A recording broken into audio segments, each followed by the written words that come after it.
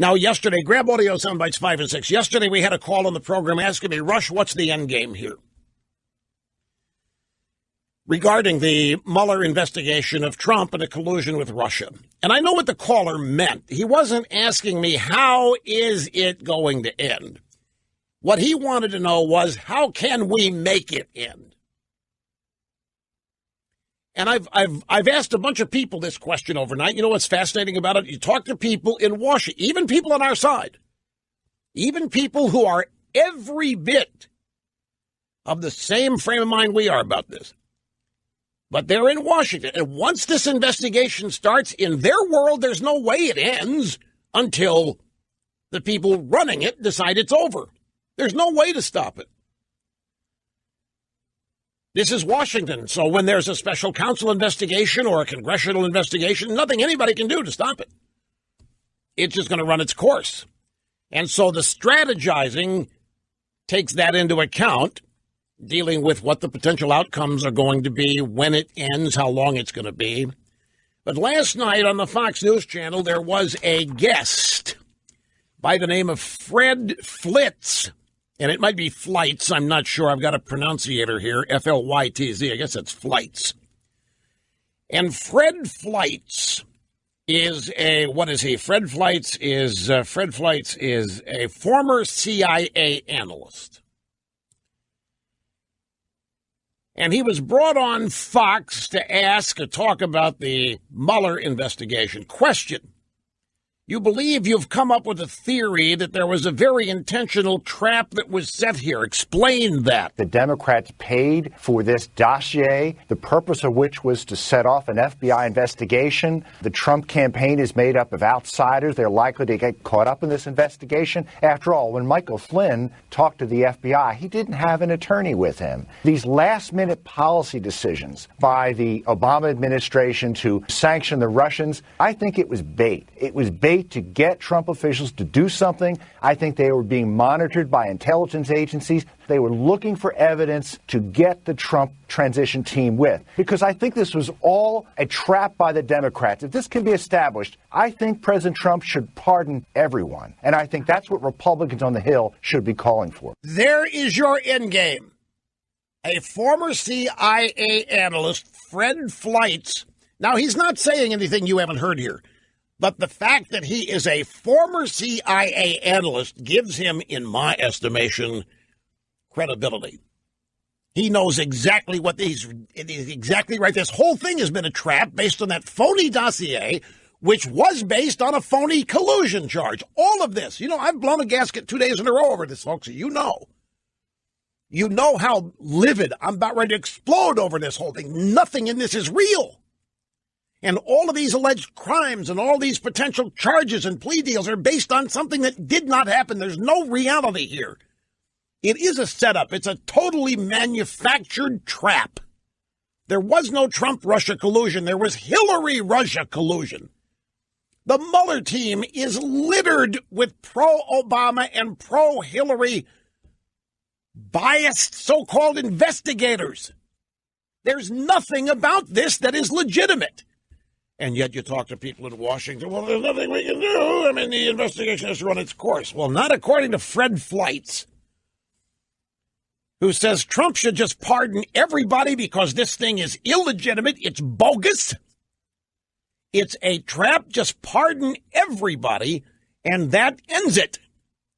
When you pardon Flynn, pardon everybody, there's no more the investigation can do. Now, the danger, the people who think, no, wrong thing to do, they'll tell you, this is just going to ramp up impeachment. This is going to be Democrats. The evidence here that Trump is obstructing justice by pardoning everybody. You know, I think if an investigation was legitimate and if there were a legitimate crime being pursued, then that course of action would carry great risk. But this is nothing, folks. This is totally bogus. Trump can go on TV, he can do rallies, he can spend as much time as he wants explaining how the very beginning of this thing is phony baloney. There's no reality to it. There was never any collusion. The dossier was created by Hillary, paid for by her team. It was written by people that hate Trump and love Obama. It's one of the greatest opposition research tricks ever. In fact, this may be This may be the biggest scandal in Washington history if the truth of this is ever known. This dwarfs Watergate, whatever other scandal you can think of. This is dynamic how a fake dossier and a phony premise has led to the ruination of one life and maybe more, as many scalps as they can get. Shutting this down would not be obstructing justice. Shutting this down would be preserving the Constitution and eliminating a bogus political operation. One more from Fred Flights. You say there's a possibility Michael Flynn actually did not lie to the FBI.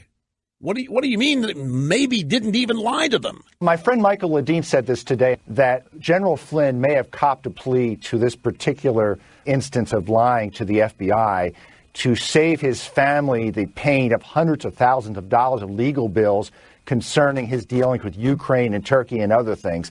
You just can't beat the U.S. government with its limitless resources. That's Ledeen's position, and I believe Ledeen. I know Michael Ledeen's a great guy, very bright, very patient.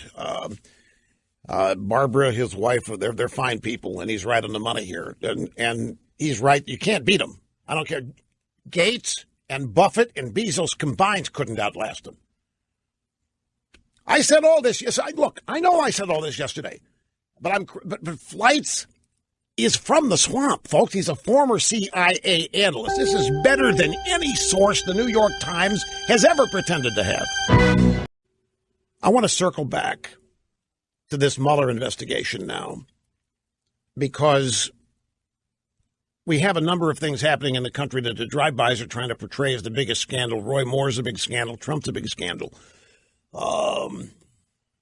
Anything but what they're doing. I'm here to tell you this as this keeps percolating within me. I mean, it's difficult for me to really contain my anger over all of this and how it's come to be, knowing what I know now, that the whole thing is nothing but a Hillary Clinton, Barack Obama opposition research project dressed up to look like a deathly serious intelligence investigation.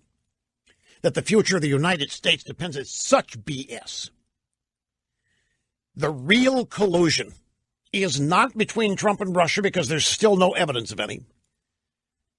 The real collusion that has been uncovered here is the collusion in our Department of Justice and the FBI from the Mueller team, all of whom were and still are clearly colluding to protect Hillary Clinton, to protect the Obama legacy, and to bring down Trump. That's the collusion. The leadership of the FBI has been corrupted. The leadership of the intelligence community has been corrupted by ideology and by politics, by partisan politics. A supposedly independent investigation being run by the most impeccably honest man of integrity in Washington is nothing but a corrupt trap. And the only collusion that has occurred here is the collusion between the FBI and the leadership of our intelligence community and the Mueller investigation, all colluding to protect Hillary and to bring down Trump. That's the real scandal here. And I think it is one of the biggest political scandals, certainly in my lifetime. I don't know of every political scandal in this nation's history, so I'm guarded when I characterize it as the biggest scandal in history. I clearly don't know. But this is so bad that even ardent never-Trumpers are being forced to write about this in truthful ways as to what it is. Ardent never-Trumpers are being dragged into this, having to defend Trump. That's how bad this is. It's how obvious it is. It is a huge scandal that is undermining the Constitution. It is undermining the rule of law. It is undermining the public trust in the government of the greatest nation on earth. And it's all being done for partisan political purposes, none of which should surprise any of you in this audience, because I've spent the last number of years telling you every day who these people are and what they are capable of. We have weaponized. We haven't. Let me rephrase it. The Obama administration has weaponized the FBI, weaponized the CIA, weaponized the NSA, and weaponized the IRS against Obama's political opponents, which happened to also be Hillary's political opponents. And it only got worse after Trump won. Obama weaponized the IRS with Lois Lerner. Now the IRS is joined by the FBI, the CIA, and the NSA, the leadership being weaponized to, A, deny the results of a duly constituted and legal federal election. Number one. And number two, to thwart the duly elected president and his agenda, all for the purposes of preserving the absolute mess and disaster that was the Obama administration for 8 years. We have been witnessing the FBI and its top leadership and Mueller and some people from the DOJ Obama holdovers trying to pull off a real-life coup here. Now, yesterday, we learned of yet another tainted member of the Mueller team, Andrew Weissman. Now, we've known he's anti-Trump. We've known he's a never-Trumper. We've known he loves Hillary for months. He is Mueller's right-hand man. This is the guy that devised the pre-dawn SWAT team raid of Paul Manafort's home in Virginia. We learned, and we mentioned yesterday, that Weissman was writing MASH notes to Sally Yates. Sally Yates was the Obama holdover Deputy Attorney General who refused to implement Trump's travel bans. Proudly and happily. And there she is guesting on Colbert and guesting on The Tonight Show. And she's become her own left-wing celebrity by refusing to implement a duly written and legal executive order from the President of the United States. She's a heroine. The Supreme Court has since said that every Trump travel ban is fully constitutional and has allowed every one of them to be implemented. But when Sally Yates stood up and became a left-wing heroine, this guy, Andrew Weissman, was sending her emails. Way to go, babe. You go, babe.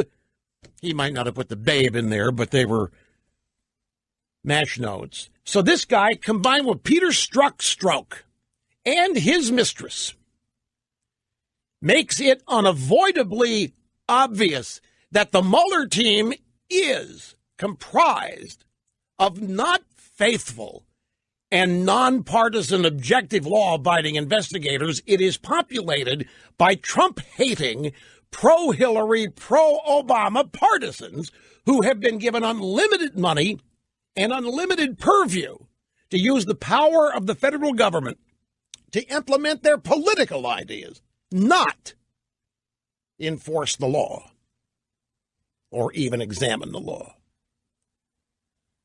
And the end game, as we just played the audio sound bites from a former CIA analyst, just pardon everybody, President Trump. Just pardon everybody. Just end this right now. Fire people, pardon them.